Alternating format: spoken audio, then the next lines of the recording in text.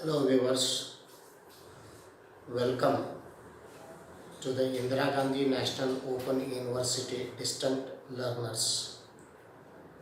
Because of the outbreak of COVID-19, it is not possible to conduct the regular counseling classes at the study centers. Hence, to support and help the learners, these sessions are being organized. I am Dr. R.V. Chitaguppi, Counselor in History and Archaeology at IGNOU Dharwad Study Center 1303, Karnataka.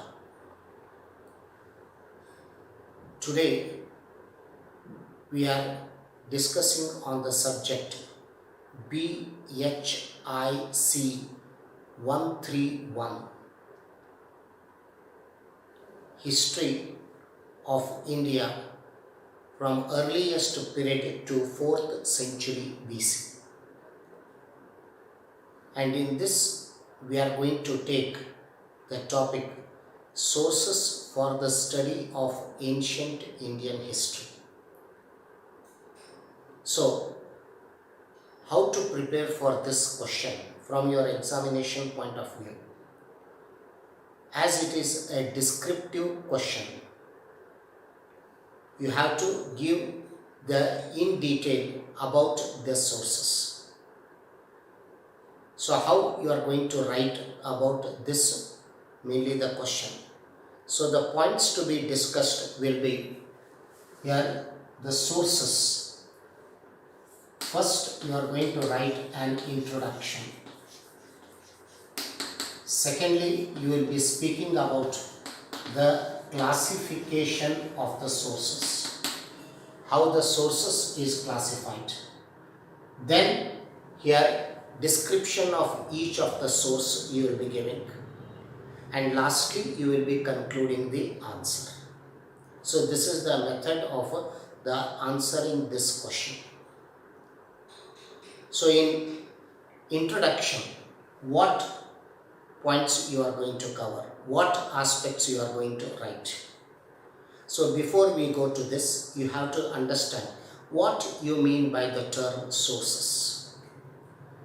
So history as a subject is a study of the past human achievements in various fields, whether it is administration, wars, literature, religion, art, architecture, etc. So what man has made the achievements in these fields, here is a systematic study is the history. To know our past, the most important thing is the evidences. It is with the help of the evidences the subject history has developed. So these evidences are called as the sources. The sources for the study of the history. As Indian history is divided into three parts: ancient, medieval and modern. We are going to discuss in this session the sources for the study of ancient Indian history. So here, what is the importance of these sources? Herodotus, the 5th century BC Greek historian, writes, "No sources, no history." So he says without sources history cannot be written. So sources are very important here to know our past. They are called as the life of the subject. And with the help of these sources, the history is rewritten. The history is known. The history is studied. So these sources here help us to know what we have done, our people have done in the past. However, there are certain parts of the history where scarcity of the sources is there, lack of sources is there. Such periods in history are called as the dark period. Here the non-availability of the sources makes that period the dark. So here the importance of the sources can be understood here in rewriting the history, in knowing the history. Keeping this in view, we are going to try to analyze what are the sources for the study of the ancient Indian history. Broadly, the sources can be categorized in two parts: primary sources and secondary sources. Usually the primary sources are contemporary in nature, and the mainly study that has been made, records that have been prepared based on these contemporary sources, they form the secondary sources. So both will be useful for the study of the history, primary sources and the secondary sources. The sources are broadly classified into two parts, mainly archaeological sources. The archaeological sources and the literary sources. And archaeological sources comprises of epigraph, numismatics, which means the coins, the monuments, the paintings, and the relics or the artifacts discovered during the time of the excavations. These are included in the archaeological sources. Epigraph, which also means inscriptions, numismatics, monuments, paintings, and relics or artifacts. Literary sources are classified here as Indian accounts and foreign accounts. However, in this session, we are going to discuss only the first part, archaeological sources, which includes epigraphs, numismatics, monuments, paintings, and artifacts or their relics. So this part will be discussed. In my another session, I will be discussing about the literary sources. So taking what you mean by the epigraph. Epigraph means inscriptions, the most common term used. Inscription means they are engraved writings, carved writings on any hard material. Usually ancient Indian history. Epigraphs are classified into two parts: the stone inscriptions and copper plate inscriptions. So usually we have here the inscriptions carved on the stones or mainly the copper plate inscriptions. The tradition of engraving the inscriptions was mainly here started from the days of Mauryas. We can date it back to 3rd century BC. Mauryan king Emperor Ashoka was the pioneer to get engraved the inscriptions, which are popularly known as the Edicts of Ashoka. And later it became a tradition, and the successive rulers continued engraving the inscriptions.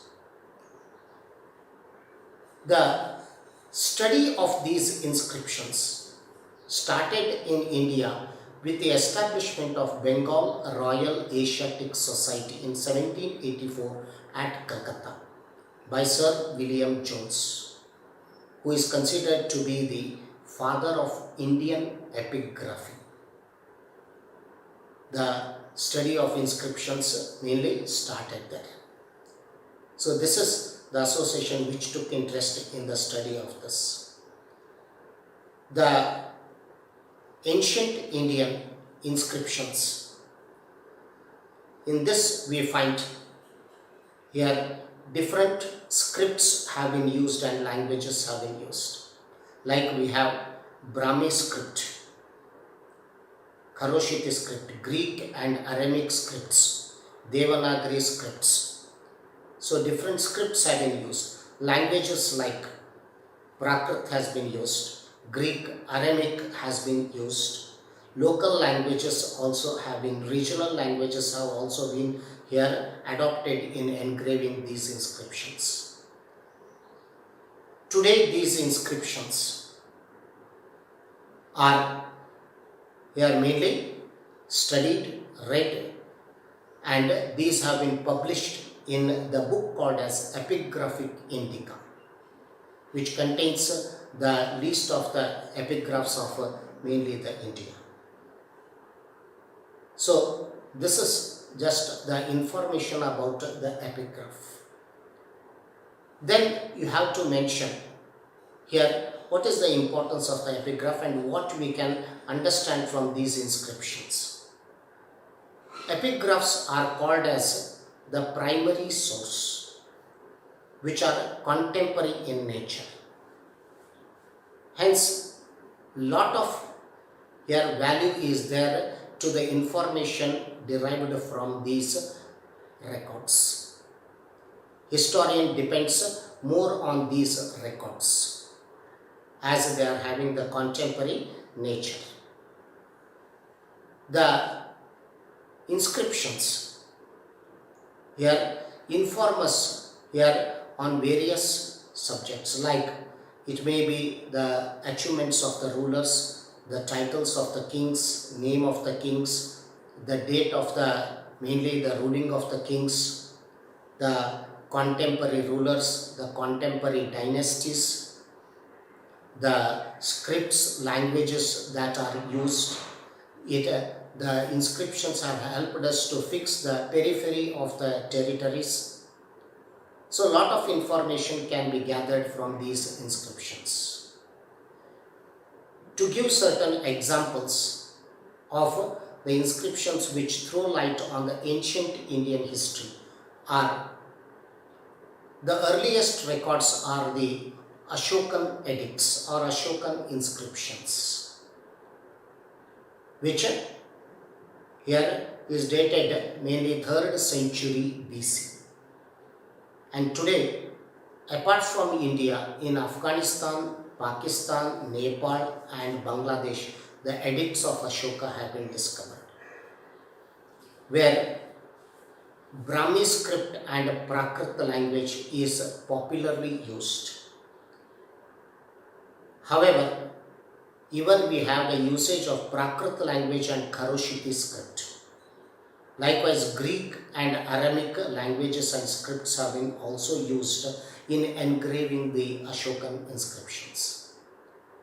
So, here we have these ancient inscriptions. The earliest inscriptions are in Prakrit language.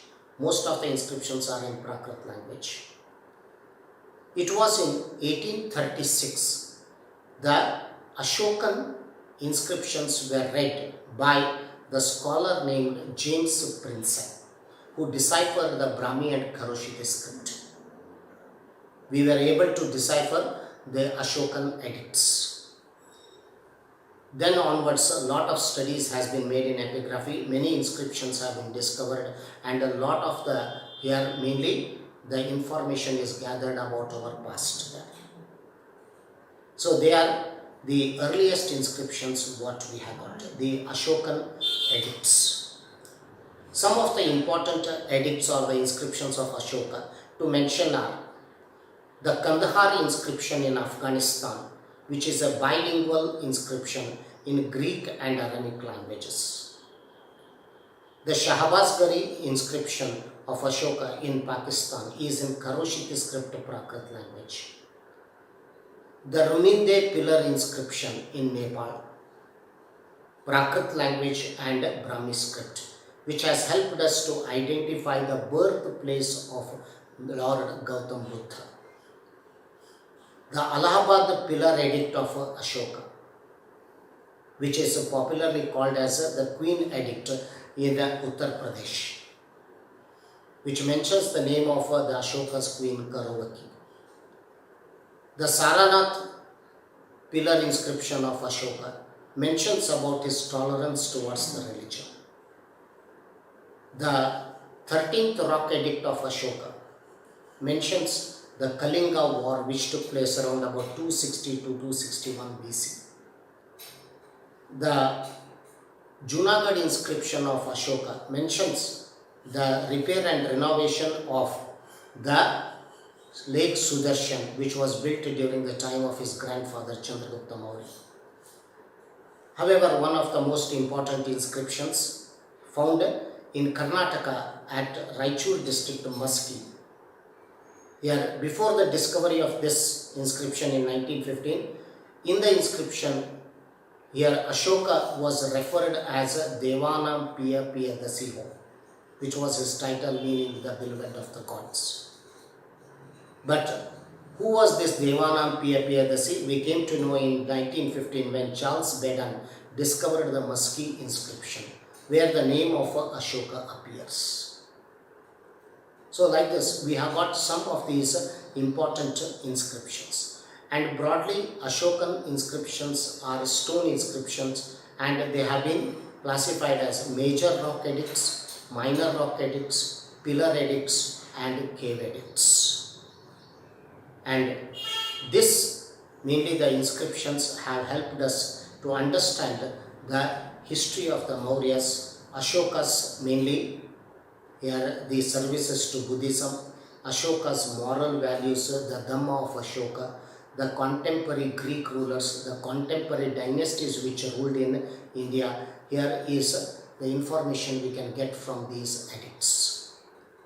So that is something about one of the most important here, the ruler and the edicts. Apart from this, to mention some Prakrit inscriptions, the Hathiguppa pillar inscription, the Hathiguppa cave inscription, here belonging to King Kharavela of Chedi dynasty of Kalinga. It is narrating the achievements of King Kharavela, who ruled in the 2nd century BC at Kalinga, which we today know it as Orissa or Odisha.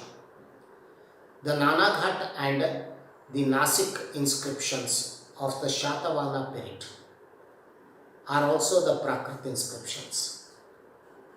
So what we can say is here the earliest language used in the inscriptions is Prakrit. Later we have the usage of Sanskrit. The earliest Sanskrit inscription here is dated 150 AD, belonging to the Shaka king Rudradaman, the Junagadh inscription. Followed by this, we have the inscriptions like Allahabad pillar inscription of Samudragupta, the Mehroli iron pillar inscription of Chandragupta II, the Junagadh inscription of Skandagupta, all belonging to the Gupta dynasty. In the south, here the earliest Sanskrit inscriptions we can say in Karnataka region was the Talagunda inscription, which speaks about the establishment of the Kadamba dynasty, first royal dynasty of Karnataka. The inscriptions of Badami, Aivali are related to the early Chalukyas or the Chalukyas of Vata. Likewise, the inscriptions of Ellora, Malkhed, copperplate inscriptions of Govinda III, called as the British Museum copperplate inscription, Sanjan inscription, and Kolhapur inscriptions, all are related to the Rashtrakuta history. So a lot of sources, the inscriptions are there to know our mainly the past. So Sanskrit was very popularly used in the here inscriptions in ancient period. Later we have some regional languages have also been used in the inscriptions. So the inscriptions here are noticed in regional languages like the 5th century AD, the Kannada inscription, Halimidi inscription in Hassan district of Karnataka. Likewise, the Uttarmeru inscriptions belonging to the Cholas, which speaks about the village administration of the Cholas, are in Tamil language. So regional languages have been also adopted in the inscriptions. So these inscriptions are one of the important source to know our past. And today, lot of inscriptions have been discovered, preserved, and research study is going on it. So with these studies and researches, we may come out with new information about our past. So next to epigraphs, we have the numismatics or the coins. Coins or numismatics are also contemporary in nature. The coins help us to know about the past in respect of the usage of different metals like gold, silver, copper, bronze. The coins have reflected on the religious history. The coins have reflected on the trade and commerce. Through the coins we can speak about the economic condition. The coins have also given the names and titles of the rulers. So, the coins are very useful to know our past. To give one example, for example, in ancient period, we have found the Greek, Roman, here the coins and the Arabic coins, which shows that India had trade contacts with these countries. So also, there are no other sources except the coin to here give an incident. Sometimes we have no other information except based on the coin we get the information. Like Samudragupta, the king of Guptas, is said to have performed Ashwamedha, is not recorded in any other sources except one commemorative gold coin, which revealed that he performed the Ashwamedha. So that is the importance of the numismatics. Today, the coins which have been discovered during the time of the excavations are well preserved in archaeological museums, also numismatic societies. So the coins also form one of the archaeological sources for the study of the history. Followed by this, the monuments. Monuments are broadly classified into two categories, namely religious monuments and the secular monuments. So what are these monuments? Monuments are the structures, buildings of the past which have survived till today. And the conservation and the preservation of these monuments is undertaken by the Archaeological Survey of India, which was established in 1861 with Alexander Cunningham as its first director, who has been considered as the father of Indian archaeology. The religious monuments include the stupa, chaityas, the Hindu temples, Jaina basatis, the mosques, the tombs of the Sufi saints called as the dargahs, the gurudwaras, the churches, synagogues. These are all religious monuments. And the secular monuments include forts, palaces, cities, watchtowers, tanks, etc. The study of these monuments have helped us to know about the growth of the Indian architecture. Suppose, if you ask which is the first type of architecture that evolved in India, immediately the answer comes, it is the civil architecture, and the best example is the Harappan architecture. So we have later the religious architecture like the Buddhist architecture, the Hindu architecture like Nagar architecture, Dravida Vesara, Indo-Saracenic Islamic architecture, Gothic architecture, the European architecture. So we have got different architectural styles which have evolved in India. To know and to study of these architectural styles, monuments are very helpful to us. The monuments are the reflections of our past. They are the mirrors of our past. They are the living examples of our past. The monuments help us to know the popularity of a religion. For example, we say Ashoka got constructed 84,000 stupas, which shows the popularity of Buddhism. Guptas built many Hindu temples, shows the popularity of the Hinduism. So we can know from this the monuments the religious condition of the period. Now, apart from this, the monuments have acted as the educational institutions. The sculptures on the monuments have helped us to know about the dress, ornaments, musical instruments used during the ancient period. So, a lot of information can be gathered from these monuments. Today, here they have been well preserved and conserved by the Archaeological Survey of India, and they are the best examples to know our past, the monuments. So also the paintings of our past. If you trace the antiquity of Indian art of painting, we can trace it back to prehistoric period. 20,000 BC, the Mesolithic age, have the evidences of the painting, which are noticed in India at Ajanta Caves in Madhya Pradesh. However, from Indus Valley civilization period, we have got the painting art has been developed. At Lothal, we have the evidence of the Indus Valley painting. However, the most famous paintings of the ancient Indian period is noticed at the Ajanta Caves in Maharashtra. The Ajanta Caves have the mural paintings, cave paintings here, and they are all Buddhist in nature. They are the Buddhist paintings, and we can see the life of Buddha.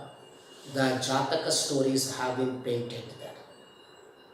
So these paintings here, which are preserved today in Ajanta Caves, is one of the site which was declared as the UNESCO World Heritage Site, the first UNESCO World Heritage Site of India in 1983. So you can know the importance of this art, the well preserved art, the Ajanta frescoes, which has been considered to be here a model example to the later here the contemporary dynasties for the paintings. And even here in the foreign countries, for example in Sri Lanka, the influence of Ajanta paintings has been noticed. So the paintings here are the one of the source what we have got of our past. And lastly, the relics or the artifacts. The relics or the artifacts. The relics or artifacts which are discovered during the time of the excavations. The excavations are conducted here under the survey of the Archaeological Survey of India. Today at many places still the excavations are going on. The excavations are being carried out. So excavations here have led to the collection of many artifacts, like we have come across unearthed the remains of the cities. We have found the skeletal remains, coffin boxes, the weapons, agricultural implements, seals. Many things have been discovered in the excavations, which have helped us to know about our past. For instance, to give an example, 1921 and 22, the discovery of Indus Valley civilization under the supervisionship of Sir John Marshall, the director of Archaeological Survey of India, Dayaram Sahani and R.D. Banerjee, discovering Harappa and Mohenjo-daro cities. It is through excavation these cities have come to the light. which revealed here a civilization for India, an ancient civilization for India. And the impact of this was the Indian history came to be rewritten. Indian history was pushed back around about here 1300 to 1500 years back after the discovery of this civilization. So what is the importance of that artifact or the relics, we can say that. Likewise, we have found the weapons, the different weapons that were used, metals that were known here to make these weapons, the agricultural implements, utensils, potteries, lot of here artifacts have been discovered which have been well preserved today in the most popular museums of India, mainly the Indian Museum at Calcutta, Government Museum at Chennai, the Prince of Wales Museum at Mumbai, which is today known as Chhatrapati Shivaji Vastu Sangralaya, and mainly the National Museum at Delhi, have these records well preserved today. So here these artifacts here, which are also helpful to know how the life was there in the past. Based on this, we can reconstruct the history there. For example, we have found a plough evidence in one of the Indus Valley sites at Lothal, at Kalibangan. The plough has been discovered. So what it shows, the plough was used here by the Indians 5000 years back for agricultural purpose. Coffin box have been found at mainly Harappa and Lothal, which shows that coffin box was usage for burial purpose in the Indus Valley period. So these are the artifacts which reveal the past. We come to know some aspects of our past. Hence, here the artifacts also form an important source to know about our past.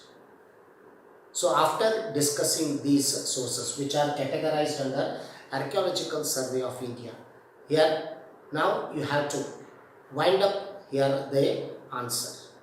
So how we are going to conclude about the archaeological sources? So archaeological sources are almost what we call it as the contemporary sources, and a lot of historical truth is noticed in this. The historical truth is there, historical value is there to the archaeological sources more than the literary sources because of its contemporary and permanent nature. And today lot of scholars are involved in excavating, studying, preserving these archaeological sources. So they are priceless treasures of our past, and it is the duty of every person, as even the Constitution of India, which speaks here in Article 51A that our heritage, culture, environment has to be preserved and conserved. So it is the duty of every citizen of India to protect these priceless treasures of our past, the archaeological sources. So I am going to wind up here, and in my next session I will be discussing about the literary sources, Indian records, also called as indigenous records, and the foreign records. Thank you.